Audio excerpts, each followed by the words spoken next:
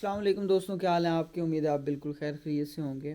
دوستوں، میرے یورپ کے ٹرپ کے بارے میں جو سب سے زیادہ دوستوں نے کویسچن پوچھا وہ یہ کہ میرا اس ٹرپ پر ٹوٹل خرچہ کتنا آیا ہے۔ تو دوستوں، اس ویڈیو میں جو یورپ کے 5 ملک گھومے ہیں اس پر میرا ٹوٹل خرچہ کتنا آیا ہے، اس میں ویزا گیٹ کرنے والی کاسٹ سے لے کر کے ٹکٹس کی کاسٹ سے ہوتا ہوا کھانے پینے تک جو ساری کاسٹ آپ کو بتاؤں گا کہ میرا ٹوٹل خرچہ کتنا ہوا۔ تو دوستوں، سب سے پہلے تو ویزا گیٹ کرنے پر نا میرا ٹوٹل 300 پاؤنڈ لگا تھا، 298 پاؤنڈ بیسیکلی 298 پاؤنڈ میں نے مطلب ویزا گیٹ کرنے کا پروسیس اور ایچ اینڈ ایوری تھنگ کہ کس چیز پر کتنی کاسٹ آئی، اس پر میری نا باقاعدہ سے ایک ویڈیو ہے، وہ آپ کو لنک ڈسکرپشن میں مل جائے گا۔ اس کے بعد جو میری مین کاسٹ آئی تھی وہ جو میں نے ان 5 ممالک گھومنے سے لے کر اس میں اسپین کے 2 شہر تھے، باقی ہر کنٹری کا ایک شہر تھا۔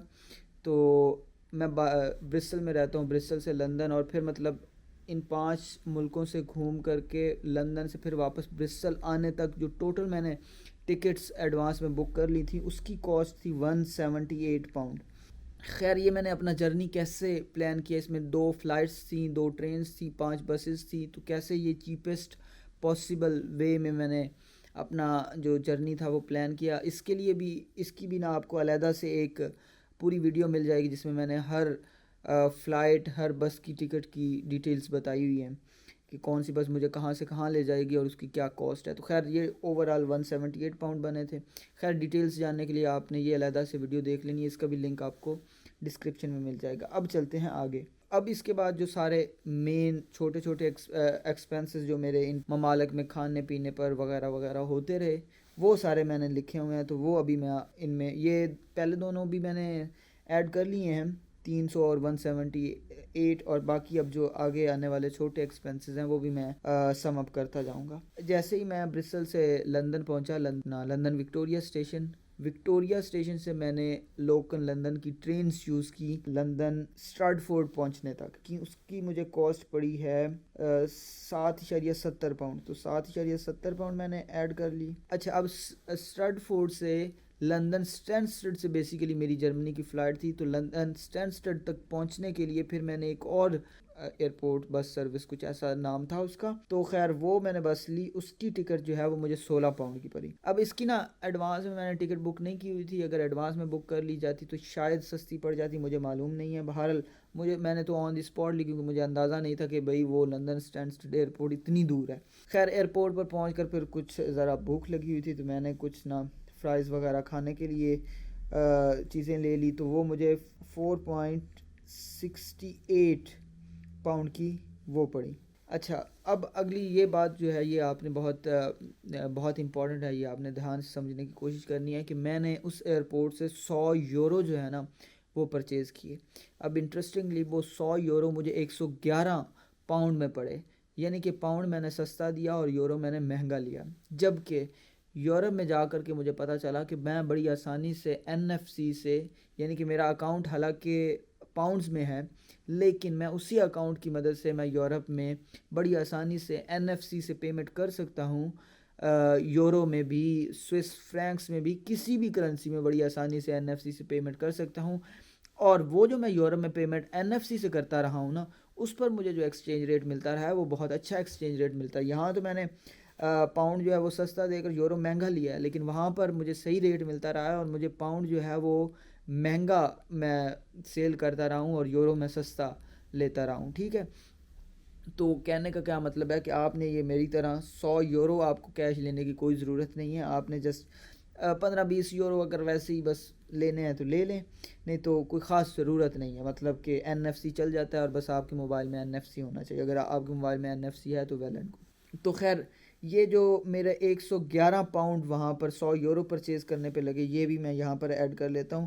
اچھا، میں آپ کو تفصیلات بھی بتاتا ہوں کہ یہ 111 پاؤنڈ یعنی کہ 100 یورو میں نے کہاں کہاں خرچ کیا۔ خیر جیسے ہی میں جرمنی کے شہر فرینکفرٹ کی ایئرپورٹ پہنچا، وہاں سے میں نے پھر ایک بس لی جو کہ مجھے فرینکفرٹ شہر میں لے گئی، اس کی ٹکٹ تھی 24 یورو کی، اور پھر جرمنی میں پہنچ کر میں نے 15 یورو کا لنچ کیا۔ پھر وہاں پر میں نے ایک اسٹیڈل میوزیم ہے فرینکفرٹ میں، وہ میں نے گھوما، اس کی ٹکٹ مجھے 19 یورو کی پڑی۔ اور پھر میں جب اٹلی میں تھا تو اٹلی میں نے اٹلی کی ایئرپورٹ پر جانے کے لیے میں نے ایک بس لی تھی، وہ مجھے 10 یورو کی پڑی تھی، اور پھر 11 یورو کا میں نے بارسلونا میں ڈنر کیا تھا، پھر کچھ چائے شائے پی، اور جب میں پھر پیرس جا رہا تھا تو کچھ سٹف لیا. تو یہ خیر وہ 100 یورو جو ہے نا یہ اس طرح سے ڈیوائڈ ہوا. خیر میں پھر پہنچ گیا سوئٹزرلینڈ، اور سوئٹزرلینڈ میں میرا جو مین خرچہ ہوا وہ میں نے ایک فوڈ آف پنجاب یعنی کہ دیسی کھانا وہاں سے سرچ کیا، دیسی ریسٹورنٹ سرچ کیا، اور اس پر میں نے 22 سوئس فرینکس کا کھانا کھایا، جو کہ 19.46 پاؤنڈ کا. تو یہ کھانا میں نے وہاں سے کھایا. اور وہاں پر اب دیکھیں میں آپ کو کتنی تفصیل سے چیزیں بتا رہا ہوں کہ واش روم میرے یوز کرنے پہ وہاں پر 1.33 پاؤنڈ لگے، تو وہ بھی میں نے ایڈ کیا. خیر دیکھیں مطلب تفصیل دینی ہو تو پھر بندہ تفصیل کے ساتھ تفصیلات دے نا. تو اس کے علاوہ پھر میں آپ کو بتاؤں تو اچھا سوئٹزرلینڈ میں نے بھوک زیادہ نہیں تھی تو میں نے نا بس ایسے ہی ایک سپر مارکیٹ پر جا کر کے میں نے ایک جوس لیا، اور ایک چھوٹا سا میں نے ایک وہ لیا تھا سینڈوچ لیا تھا، اور وہ مجھے پڑا تھا 16 پاؤنڈ میں. اور مجھے یقین ہی نہیں ہو رہا تھا، مجھے تھا جب وہ میں نے پیمنٹ کی نا وہ بن رہی تھی کچھ 17 سوئس فرینکس، NFC سے پیمنٹ کی تھی.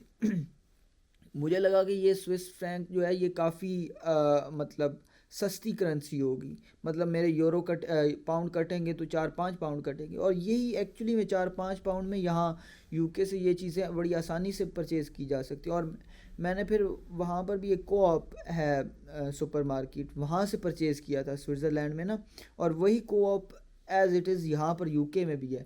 اور اسی کو آپ سے میں یہاں سے اگر وہ چیز لیتا نا تو وہ مجھے 4 سے 5 پاؤنڈ میں پڑنی تھی، لیکن وہاں سے وہ مجھے پڑی تھی 16.73 پاؤنڈ میں. تو مطلب یہ بتا رہا ہوں آپ کو ساتھ ساتھ کہ سوئٹزرلینڈ کتنا مہنگا ہے. اچھا سوئٹزرلینڈ میں ایک اور چرچ میں گھومنے گیا تھا، تو اس کا جو وہ بیسیکلی 5 یورو میرے لگے تھے، لیکن میرے جو پاؤنڈ کٹے تھے وہ 4.44 پاؤنڈ کٹے تھے. تو وہ بھی میں نے اس میں ایڈ کر لیا.